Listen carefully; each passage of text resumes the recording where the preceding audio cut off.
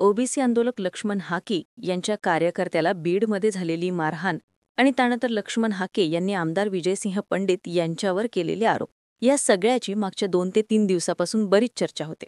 मंगळवारी 23 सप्टेंबरला लक्ष्मण हाकेचा निकटवर्तीय मानला जाणारा पवन करवर रात्री हॉटेलमध्ये जेवायला थांबला. तिथं जमावाकडून त्याला मारहाण करण्यात आल्याची बातमी आली आणि या गोष्टीची चर्चा होऊ लागली. सध्या पवनवर माजलगावच्या खासगी हॉस्पिटलमध्ये उपचार सुरू आहेत. लक्ष्मण हाकेंकडून पवनला मारणारे आरोपी विजयसिंह पंडित यांचे कार्यकर्ते असल्याचा आरोप करण्यात येतोय. तर सोशल मीडियावर अनेकांनी पवनला खरंच मारहाण झाली की तो नाटक करतोय याबाबतही प्रश्न उपस्थित केलेत. यासाठी पवनचे हॉस्पिटलमधले फोटो शेअर करत एका फोटोमध्ये त्याच्या हाताला प्लास्टर नाहीये तर दुसऱ्या फोटोमध्ये पवनच्या डाव्या हाताला प्लास्टर कसं आलं असं म्हणत या सगळ्या प्रकरणाच्या सत्यतेवरच सवाल उपस्थित केला. पण हाकेंचा कार्यकर्ता पवन करवरसोबत नक्की घडलं काय? पवनला झालेल्या मारहाणीबाबत मेडिकल रिपोर्टमध्ये काय सांगण्यात आले? या मारहाणीच्या घटनेबाबत पोलिसांनी कोणती कारवाई केली? सगळी स्टोरी जाणून घेऊयात या व्हिडिओतून. नमस्कार, मी सपना आणि तुम्ही पाहताय गोष्टीगंध. पवन करवर हा 29 वर्षांचा तरुण ओबीसी आंदोलक लक्ष्मण हाके यांचा निकटवर्तीय म्हणून ओळखला जातो. पवन मूळचा परभणी जिल्ह्यातल्या केरवाडी गावचा. बुधवारी 24 सप्टेंबरला धनगर आंदोलक दीपक बोराडे यांच्या नेतृत्वाखाली जालन्यात धनगर समाजाचा मोर्चा निघणार होता. या मोर्चासाठी पवन आणि त्याचे मित्र जालन्याकडे निघाले होते. मंगळवारी रात्री वाटेत ते एका हॉटेलमध्ये जेवणासाठी थांबले. हॉटेलमध्ये आमदार विजयसिंह पंडित यांचा फोटो पाहिल्यावर पवन आणि त्याच्या मित्रांनी जेवणाची ऑर्डर कॅन्सल केली आणि तिथून निघाले. त्यानंतर हॉटेल चालक आणि इतरांनी पवनला काठ्या आणि रॉडने मारहाण केली असा आरोप करण्यात आला. मारहाण झाल्यानंतर पवनला माजलगावमधल्या संजीवनी हॉस्पिटलमध्ये दाखल करण्यात आला. त्यानंतर 24 सप्टेंबरला पवनने मारहाण करणाऱ्यांच्या विरोधात माजलगाव पोलीस स्टेशनमध्ये तक्रार दाखल केली. माजलगाव पोलीस स्टेशनमध्ये दाखल असलेल्या FIR नुसार पवन करवर, हरीश हाके, काशीनाथ हाके आणि भैया केंद्रे असे 4 जण 23 सप्टेंबरला संध्याकाळी साधारण 6 वाजताच्या सुमारास गंगाखेड इथून स्कॉर्पिओ गाडीने जालन्याला जायला निघाले होते. माजलगावमधून पुढे निघाल्यावर रात्री 9 ते 9:15च्या आसपास हे सगळे जण गडी रोडवरच्या एका हॉटेलवर जेवण करायला थांबले. या चौघांनी हॉटेलमध्ये जेवणाची ऑर्डर दिली, पण नंतर हॉटेलच्या आत गेल्यावर काउंटरच्या पाठीमागे पवनला गेवराईचे आमदार विजयसिंह पंडित यांचा फोटो दिसला. हा फोटो बघितल्यावर त्यांनी दिलेली जेवणाची ऑर्डर रद्द केली आणि तिथून ते बाहेर निघालू लागले. तेव्हा हॉटेलच्या मालकाने पवनची गच्ची पकडली आणि लय नाचू राहिले का मायला हो, मराठ्यांना शिव्या देता का असं म्हणत जवळचं असलेल्या लोखंडी रॉडने पवनच्या डोक्यात, पायावर आणि हातावर मारहाण केली. यानंतर पवन गंभीर जखमी झाला. FIR मध्ये असलेल्या माहितीनुसार तुझी औकात आहे काय?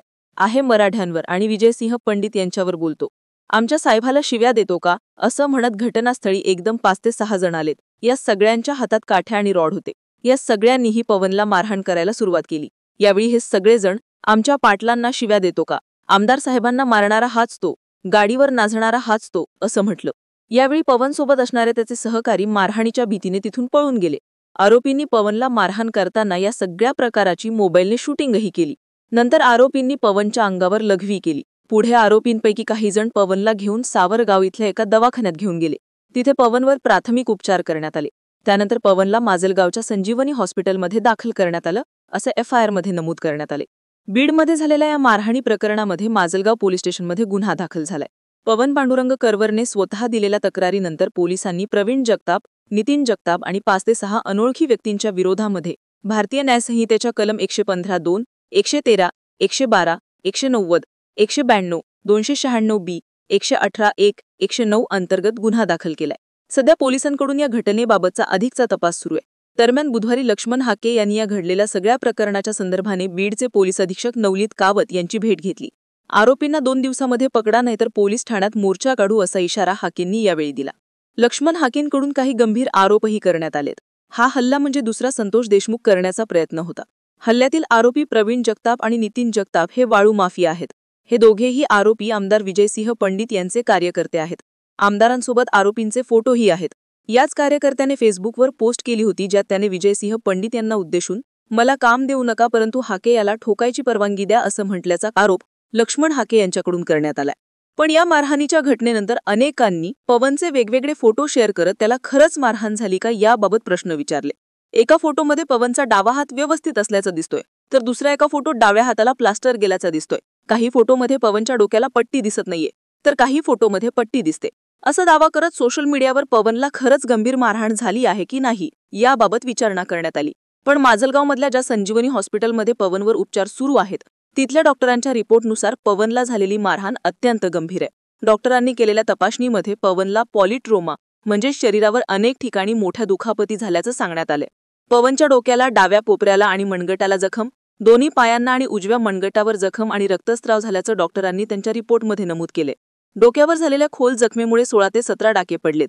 तसंच त्याचे दोन्ही हात आणि एक पाय फ्रॅक्चर असल्याचंही समोर आले. त्यामुळे पवनला झालेली मारहाण गंभीर आहे हे स्पष्ट होतं. त्यामुळे पवनला मारहाण झालेलीच नाहीये याबाबत करण्यात येणाऱ्या दाव्यांमध्ये तथ्य नसल्याचं दिसतंय. पण ही सगळी घटना फक्त आमदार विजयसिंह पंडित यांचा फोटो बघितला आणि जेवणाची ऑर्डर कॅन्सल केली म्हणून झाली नसावी, असंही काही स्थानिकांचं म्हणणं आहे. या सगळ्या प्रकरणाला आणखी वेगळा अँगल असण्याची शक्यताही वर्तवली जाते. त्यामुळे पोलिसांच्या तपासात या सगळ्याबाबत कोणती माहिती समोर येणार हे पाहणं महत्त्वाचं ठरणार आहे. त्यात लक्ष्मण हाके यांच्याकडून या सगळ्या प्रकरणात आमदार विजयसिंह पंडित यांच्यावर आरोप करण्यात आलेत. पण आमदार विजयसिंह पंडित यांनी मात्र या सगळ्या प्रकरणावर कोणतीही प्रतिक्रिया दिलेली नाहीये. काही दिवसांपूर्वीच आमदार पंडित आणि लक्ष्मण हाके यांचे कार्यकर्ते गेवराईमध्ये आमने-सामने आले होते.